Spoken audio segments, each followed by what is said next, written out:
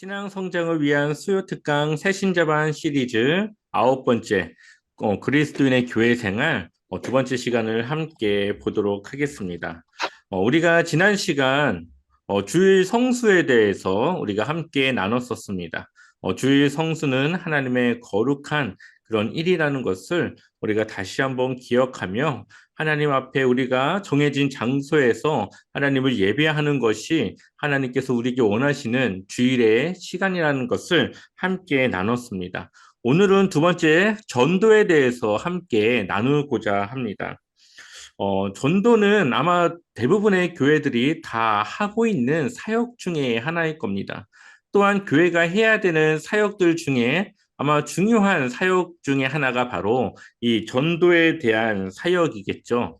저희 교회도 주일학교 학교 앞 전도를 했었고 또 지금도 우리 집사님들과 권사님께서 매주 전도를 하러 나가고 있습니다. 우리가 전도를 하는 것은 그리스도인으로서 마땅히 해야 될 일입니다. 전도는 누구에게 주어진 은사가 아니라 누구나 해야 되는 사명이기 때문이죠. 예수님은 우리 모두에게 전도에 대한 사명을 주셨습니다. 그래서 모든 성경 아니고 예수님이 이 성경을 통해서 우리에게 마지막 이 말씀을 하시는데 그 말씀 속에는 이 전도와 관련된 말씀을 하고 있습니다. 마태, 마가, 누가, 요한, 그리고 사도행전까지 예수님은 모두 그 이야기를 전하고 계시죠. 우리 함께 말씀을 통해 보도록 하겠습니다. 첫 번째 우리가 복음을 전해야 되는 이유, 주님의 명령이기 때문입니다. 함께 말씀을 볼까요? 마태복음 28장 19절에서 20절 전반전 말씀을 같이 읽어보겠습니다. 함께 읽겠습니다. 그러므로 그러므로 너희는 너희는 가서 가서 모든 족속의 모든 민족을 족속을 제자로 제자로 삼아 삼아 아버지와 아버지와 아들과 아들과 성령의 성령의 이름으로 이름으로 세례를 세례를 베풀고 베풀고 내가 내가 너희에게 너희에게 분부한 분부한 모든 모든 것을 것을 가르쳐 가르쳐 지키게 지키게 하라. 하라. 아멘. 음, 우리의 전도의 대상자는 누굽니까? 모든 민족, 전 세계의 모든 사람들을 대상으로 하고 있죠. 우리가 그들에게 복음을 전함으로써 그들이 하나님께서 우리에게 주신 그 명령과 그 말씀을 배우고 지키게 하는 것에 이 복음의 목적이 있습니다. 우리가 그들을 제자로 삼기 위해서는 우리가 먼저 제자가 돼야 되고 우리가 그들을 가르치기 위해서는 우리가 먼저 하나님 말씀을 지키며 살아가야 되는 것이죠. 두 번째 말씀 함께 읽겠습니다. 또 이르시되 이르시되 너희는 온 너희는 천하에 온 다니며 천하에 다니며 만민에게 만민에게 복음을 복음을 전파하라. 전파하라. 아멘. 아멘. 자, 우리에게 어디를 다니며요? 온 천하에 다니며 모든 땅을 다니며 누구에게요? 만민에게 무엇을 전파합니까? 복음을 전파하라고 말씀하고 있죠. 하나님의 말씀을 전해야 되고 예수 그리스도께서 우리를 위하여서 죽으심과 다시 살아나심과 하나님의 그 사랑이 그 안에 함께 있다라는 것을 우리는 복음을 통하여서 전해야 됩니다. 그 대상은 정해진 누구 소수의 사람들이 아니라 모든 사람들에게 전해져야 됨을 우리에게 말씀하고 있죠. 우리 한번 누가복음의 말씀도 함께 읽어보겠습니다. 함께 읽어보겠습니다. 또 또 이르시되 이르시되 이같이 이같이 그리스도가 고난을 그리스도가 받고 고난을 받고 제3일에 죽은 제3일에 자 죽은 자 가운데서 살아날 가운데서 것과 살아날 것과 또 또 그의 그의 이름으로 이름으로 죄 제3일에 사함을 받게 하는 하는 회개가 회개가 예루살렘에서 예루살렘에서 시작하여 시작하여 모든 모든 족속에게 족속에게 전파될 전파될 것이 것이 기록되었으니 기록되었으니 너희는 이 모든 너희는 이 일의 모든 일의 증인이라. 증인이라. 아멘. 아멘. 우리가 무엇을 전합니까?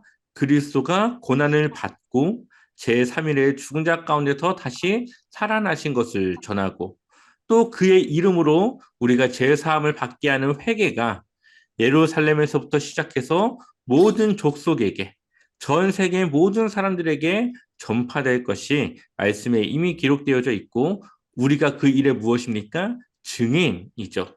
우리가 그것을 경험하고 그것을 우리가 깨닫고 진정으로 알았을 때에 우리는 그 복음의 증인이 될 수 있습니다.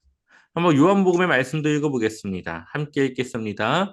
세 번째 이르시되 요한의 아들 시몬아 내가 나를 사랑하느냐 하시니 주께서 세 번째 내가 나를 사랑하느냐 하심으로 베드로가 근심하여 이르되 주님 모든 것을 아시오매 내가 주님을 사랑하는 줄을 주님께서 아시나이다. 예수께서 이르시되 내 양을 먹이라. 아멘. 베드로가 예수님을 부인하고 또 예수님이 십자가에 달려 죽으심을 그가 듣고 낙심한 채로 다시 자신의 이전의 삶으로 돌아갑니다. 그때 예수님께서 그에게 찾아오셔서 그에게 물으시죠. 정말 네가 나를 사랑하느냐? 그리고 세 번째 베드로의 그 고백 가운데 예수님은 베드로에게 예수님의 그 양을 먹이는 그 양을 책임지는 그러한 자리를 그에게 주십니다. 가장 낙심된 그 상황에서 예수님을 사랑으로 고백하는 그 베드로에게 예수님의 그 사명을 주게 되는 것이죠. 우리는 예수님의 그 사명을 받은 자들입니다. 하나님의 복음을 전해야 되고 그 복음을 통해 하나님의 양들을 먹이며 그들을 키우며 제자로 삼아 나가는 것. 그것이 주님께서 우리에게 주신 바로 명령이고 우리에게 주신 사명이라는 것이죠. 자, 마지막 사도행전 1장 8절 말씀 함께 읽어보겠습니다. 오직 성령이 너희에게 임하시면 너희가 권능을 받고 예루살렘과 온 유대와 사마리아와 땅끝까지 이르러 내 증인이 되리라 하시니라. 아멘. 자, 사도행전에 보니까 성령이 우리에게 임하면 성령이 임한다는 건 무엇입니까? 하나님의 자녀가 되었다라는 것이죠. 예수님의 그 복음을 듣고 그것을 믿기로 하는 그 순간 우리 안에 성령께서 내재하게 계시고 그 성령의 권능을 통해 우리가 무엇이 됩니까? 증인이 된다라고 말씀하고 있습니다. 우리가 주님을 증거하는 증인이 되는 것에 있어서 성령의 그 권능이 필요하며 성령의 권능은 예수님을 믿음으로 고백하는 모든 이들에게 있기 때문에 예수님을 믿음으로 고백하는 모든 이들은 그 권능 가운데 주님의 증인으로 살아갈 수 있다라는 것을 말씀하고 있는 것이죠. 그러니 우리가 예수님을 전하고 예수님을 따라 살아가는 것은 바로 우리가 마땅히 해야 될 삶입니다. 부모가 자녀에게 유언을 해도 우리는 그 돌아가신 부모의 유언을 지키며 살아갑니다. 하물며 지금도 살아계시고 우리에게 주신 이 명령을 우리가 듣고 이 명령을 따라 살아가지 아니한다면 우리는 어찌 주님을 사랑한다 고백할 수 있겠습니까? 그러니 주님이 우리에게 주신 이 마지막 명령, 이 명령을 따라 우리는 복음 전하는 일에 힘쓰고 함께 동역해야 되는 것이죠. 사복음서와 사도행전에서 전하는 주님의 유언은 모두 주님의 복음을 전하는 것에 대해서 우리에게 말씀하고 있습니다. 복음을 전해야 되고 또 복음을 가르쳐야 되고 복음을 먹여야 되고 우리는 복음의 증인이 되어야 합니다. 그러므로 그리스도인들은 주님의 그 유언을 이행해야 되고 그것을 따라 살아가야 되는 것이죠. 사도 바울의 권면처럼 때를 얻든지 때를 얻지 못하든지 복음을 전해야 되는 것이 바로 우리의 사명이라 말씀하고 있습니다. 그렇기 때문에 교회가 선교사를 파송하는 것 또한 그러한 주님의 명령을 따르는 일 중에 하나겠죠. 우리가 갈 수 없으니 우리를 대신하여 갈 수 있는 누군가를 세워 그들이 그 다른 나라의 복음을 전하는 일에 하게 되는 것입니다. 흔히 우리가 복음을 전하는 일에 두 가지 말을 씁니다. 하나는 전도라는 말을 쓰고요. 또 다른 하나는 선교라는 말을 쓰죠. 이 두 가지를 나누는 방법이 두 가지 정도가 있는데 첫 번째는 우리나라 국내에서 복음을 전하는 것은 전도라고 말하고요. 또 해외에서 복음을 전하는 것을 선교라고 말하기도 합니다. 또 복음을 전해서 우리 교회로 데려오는 것을 전도라고 말하기도 하고 또 복음을 전해서 어느 교회든지 그것을 가게끔 인도하는 것을 선교라고 부르기도 합니다. 선교와 전도에 대한 정확한 용어의 뜻을 보면은 선교는 베풀선, 가르칠 교라고 하는 한자를 가지고 있는데 종교를 선전한다고 하는 뜻을 가지고 있어요. 그러니까는 기독교를 선전하는 거예요. 홍보하는 거예요. 하지만 전도는 도를 세상에 널리 전하는 것. 예수님의 그 복음을, 십자가의 도를 전하는 것. 그래서 그들도 그 도를 따라 살아가게 하는 것. 이것이 바로 전도라고 말하고 있습니다. 성경적으로 보면은 사실 선교라는 말보다는 전도라는 말이 조금 더 맞는 표현이겠죠. 물론 구분해서 선교와 전도로 사용하고 있지만 복음을 전하는 일에 있어서 좀 더 정확한 말은 전도라는 것이 조금 더 정확한 말이라고 할 수 있을 겁니다. 그렇다면 주님께서는 우리에게 전도할 것을 왜 마지막 유언으로 남기셨을까요? 그것은 바로 복음만이 사람을 살릴 수 있는 길이기 때문에 그렇죠. 인간을 사랑하시는 주님께서 사람을 살리기 위해 자신의 생명을 우리에게 주었습니다. 그러니 자신이 준 그 생명을 통해서 구원받을 수 있는 그 주님의 복음을 또 다른 이들을 살리기 위해서 복음을 전하는 일에 우리가 헌신하며 사랑하게 하는 그 일을 우리에게 주시는 것이죠. 그러니 예수님으로서는 자신의 생명을 들여 우리에게 전했던 그 복음의 그 메시지를 또 다른 이들에게 주는 것이 가장 우리에게 주시고자 했던 그 사역 중에 하나였을 것입니다.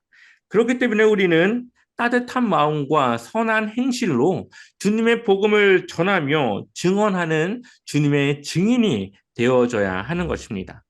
두 번째, 우리가 복음을 전해야 되는 두 번째 이유는 주님께서 우리와 함께 하심을 전도의 현장에서 확인할 수 있기 때문입니다. 복음을 전하다 보면은 많은 어려움을 겪기도 합니다. 저도 복음을 밖에 나가서 전하다 보면은 어, 대부분의 사람들은 다 거절을 합니다. 그 거절이 때로는 모욕으로 오기도 하죠.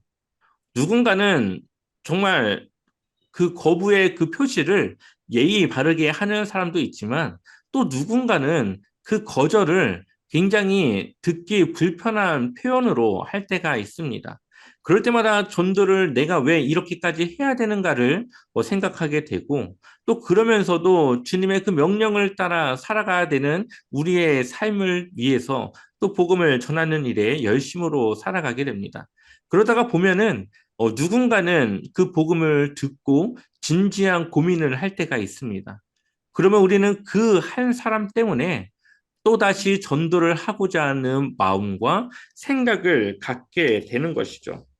우리가 전도를 해야 되는 이유 중에 하나는 바로 이 전도를 할 때에 주님의 복음을 전하는 그때에 우리가 다시 한번 주님을 생각하기 때문입니다. 우리가 주님과 늘 동행한다면 얼마나 좋겠습니까? 우리가 주님을 잊지 않고 살아간다면 그것이 가장 올바른 삶일 것입니다. 그런데 우리가 절망하거나 낙심하거나 슬퍼할 때에 우리가 주님과 함께하고 있다는 사실을 잊어버릴 때가 있습니다. 그렇기 때문에 우리가 복음을 전할 때는 우리가 주님을 생각하게 되고 주님과 함께 동행하는 삶을 살아갈 수밖에 없기 때문에 그렇습니다.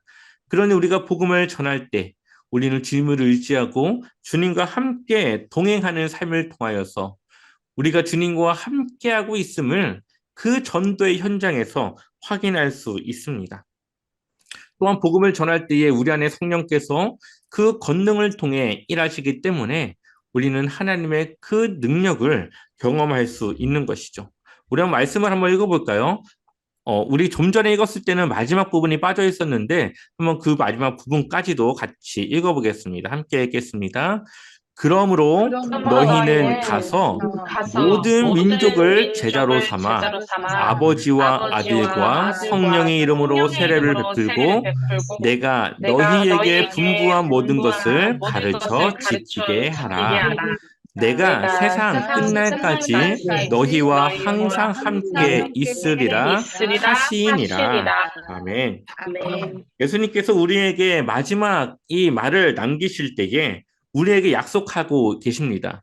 세상 끝날까지, 이 세상이 마치는 그때까지 우리와 항상 함께 있으시겠다 말씀하고 있으신 거죠.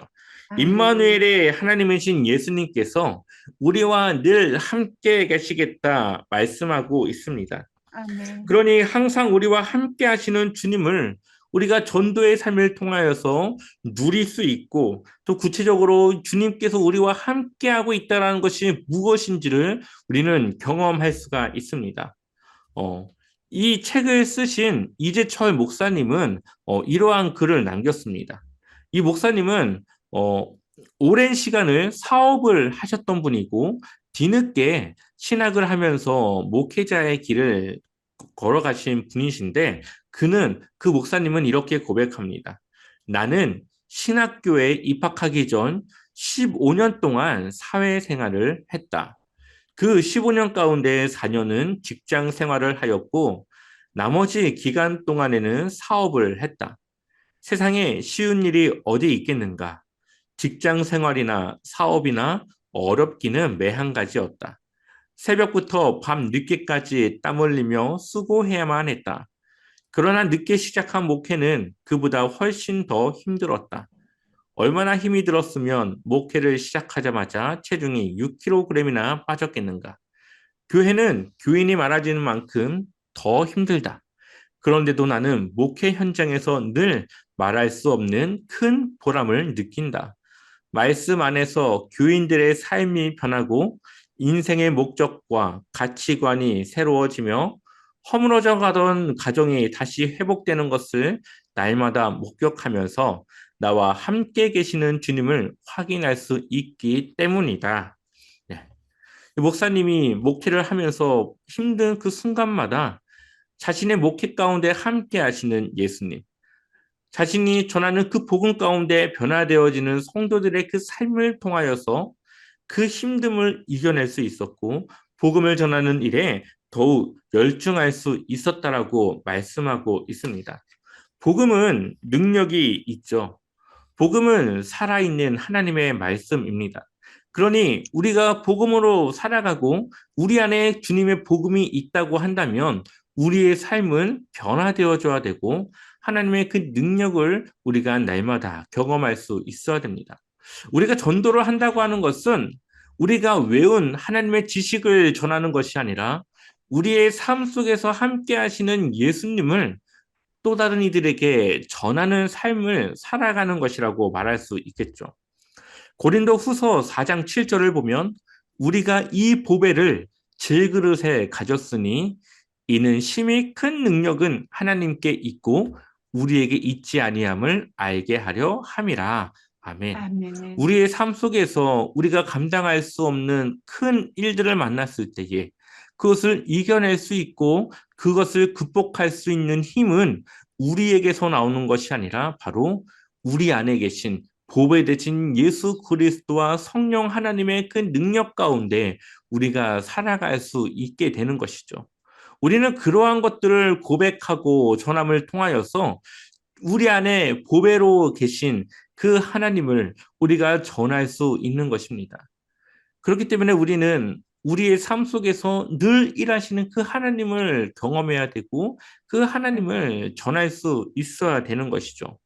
그래서 베드로전서 3장 15절에서 16절은 이렇게 말하고 있습니다. 같이 읽어볼까요? 함께 읽어보겠습니다. 너희 너희 마음에 마음에 그리스도를 주로 그리스도를 삼아 주로 삼아 거룩하게 하고 너희 속에 있는 소망에 관한 이유를 묻는 자에게는 대답할 것을 항상 준비하되 온유와 두려움으로 하고 선한 양심을 가지라. 이는 그리스도 안에 있는 너희의 선행을 욕하는 자들로 그 비방하는 일에 부끄러움을 당하게 하려 함이라. 아멘. 아멘. 우리 안에 그리스도를 주로 삼아 우리를 어떻게 하고요? 거룩하게 하고 거룩하게 하고 우리 속에 있는 소망에 관한 이유, 절망 속에서도 넘어지지 않고 슬픔 속에서도 감사할 수 있고 어려운 문제를 만나서도 기쁨과 희망을 잃지 않는 그러한 하나님이 주시는 그 소망을 가지고 살아가는 우리에게 어떻게 너희는 그럴 수 있느냐고 묻는 그 사람들에게 무엇을 준비하라고요? 대답할 것을 대답할 것. 항상 준비하되 온유와 두려움으로 우리가 그 복음을 전할 때는 온유로 그리고 두려움으로 왜? 우리가 그 복음을 잘못 전했을 때에 상대방은 하나님에 대한 잘, 상처와 그 잘못된 이미지를 그들이 가져서 그 이후로는 복음을 전혀 이제 받지 않는 거부를 할 수 있기 때문에 온유와 두려움으로 하고 선한 양심을 가지라. 여기서 말하는 선한 양심은 선한 삶, 바르게 살아가는 우리의 삶의 태도를 가지라는 것입니다. 그 이유가 무엇이냐? 그리스도 안에 있는 우리의 선행을 욕하는 자들로 우리가 하나님의 그 말씀을 따라 착하게, 선하게, 바르게 살아가는 그것을 비방하거나 욕하는 그 사람들에게 부끄러움을 당하게 하기 위해서 오히려 그 사람들이 그 잘못된 그 언행과 그 행실들을 부끄러워하고 잘못됐다라는 것을 그들이 깨닫게 하기 위해서 우리가 복음을 전할 때에 온유와 두려움과 선한 양심을 가지고 해야 된다라고 말하고 있습니다. 우리가 복음을 전하는 것은 우리의 삶을 통해 전하게 되는 것입니다. 우리가 복음을 전하기 위해서 두 가지가 필요한데요. 하나는 복음의 매뉴얼입니다. 복음이 무엇인지, 하나님은 우리를 사랑하시고 왜 예수님께서 우리를 위해서 죽으셔야 했는지, 우리는 죄인이었고 어떻게 그 죄를 극복했는지, 그리고 예수님을 우리가 믿는다라는 것이 무엇인지를 전할 수 있어야 되겠죠. 그러한 정확한 복음의 매뉴얼을 가지고 있어야 되고, 내가 예수님을 믿음으로써 변화된 이전과 이후의 삶에 대한 우리의 삶의 간증이 있어야 됩니다. 그래서 우리에게 복음을 묻는 또 예수님을 통해 무엇이 바뀌어질 수 있겠냐라고 묻는 그 사람들에게 예수님 믿기 전에 나는 이랬지만 믿고 난 이후에는 이렇게 살아가고 있습니다를 정확하게 전할 수 있는 내 삶의 간증이 있어야 되죠. 바로 이 두 가지가 준비되어졌을 때에 우리는 누구를 만나든 어떠한 사람이 나에게 복음을 물어보든 우리는 자신 있게 그 복음을 전할 수 있고 말할 수 있습니다. 이것이 바로 전도의 무기인 거죠.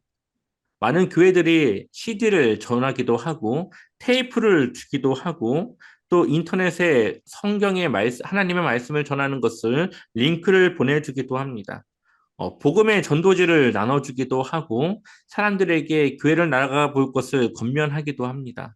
많은 전도의 방법이 있지만 그 방법들 가운데는 바로 이러한 복음의 매뉴얼과 우리의 삶의 간증이 있어야 되는 것이죠.